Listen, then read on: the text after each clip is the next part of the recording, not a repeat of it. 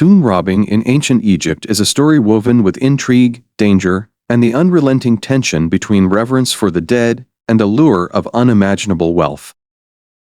While ancient Egyptians regarded their tombs as sacred spaces meant to ensure a peaceful transition to the afterlife, they were also treasure troves of riches and valuables.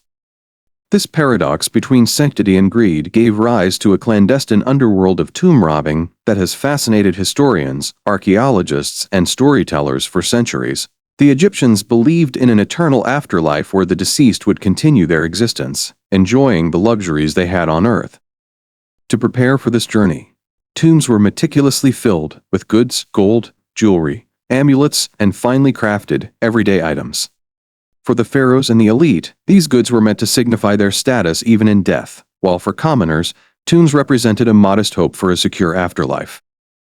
Despite this deep-seated reverence for the afterlife, the temptation of material wealth often proved stronger than religious devotion, giving rise to tomb robbing. The earliest evidence of tomb robbing dates back to the Old Kingdom, though it became especially rampant during the New Kingdom and later periods. The Valley of the Kings, a burial site for pharaohs and nobles, offers vivid proof of this practice. The tombs, carved deep into the cliffs, were designed to be impenetrable. Architects employed intricate layouts, false passages, and hidden chambers to deter robbers.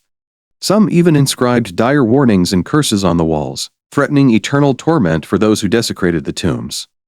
Despite these precautions, tomb robbers often succeeded, exploiting their knowledge of construction or bribing workers who had participated in building the tombs. Tomb robbing was not merely the work of opportunistic individuals, but often involved organized groups. These groups included local villagers, tomb builders, and even priests or officials who were entrusted with safeguarding the tombs. Economic hardship played a significant role in this practice. For lower-class Egyptians, the wealth buried with the elite presented a stark contrast to their own struggles. Many saw tomb robbing as a desperate means to survive in a society where social mobility was almost non-existent. However, greed was not confined to the impoverished. Wealthy and powerful individuals, including corrupt officials, often orchestrated or condoned tomb robberies to amass their own fortunes. The Abbot Papyrus and other ancient texts offer a glimpse into the measures taken to combat tomb robbing. These documents recount investigations conducted during the New Kingdom, where officials tried to track down and punish robbers. In some cases, suspects were captured and tortured to extract confessions, which were then documented.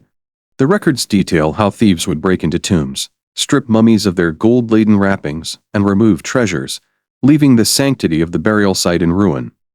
The legal system imposed harsh punishments, ranging from execution to mutilation, to deter others from following the same path.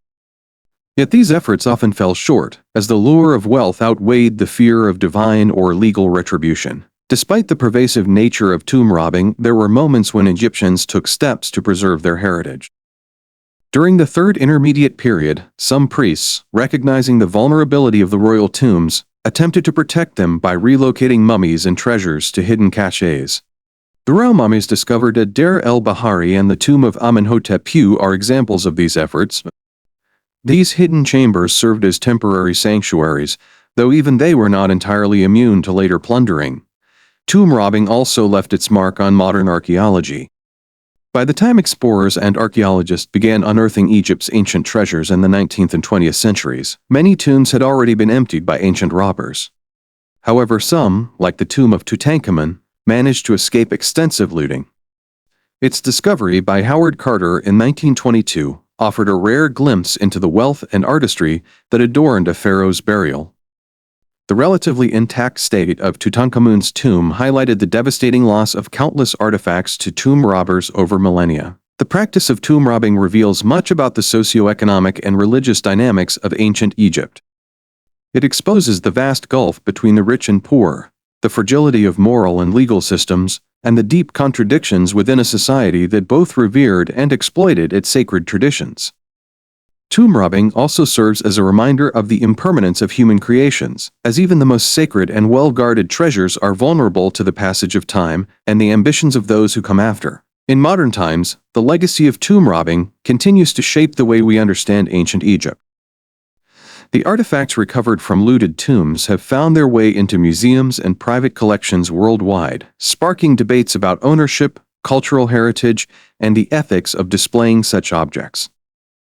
Moreover, the stories of tomb robbers have inspired countless novels, films, and documentaries, blending fact with fiction to captivate audiences. The hidden history of tomb robbing is a tale of greed, survival, and the complex relationship between the living and the dead. It forces us to confront uncomfortable truths about human nature while deepening our appreciation for the ingenuity and resilience of the ancient Egyptians. Through their tombs, they sought eternity, but through the acts of robbers, they became part of a narrative that continues to unfold thousands of years later.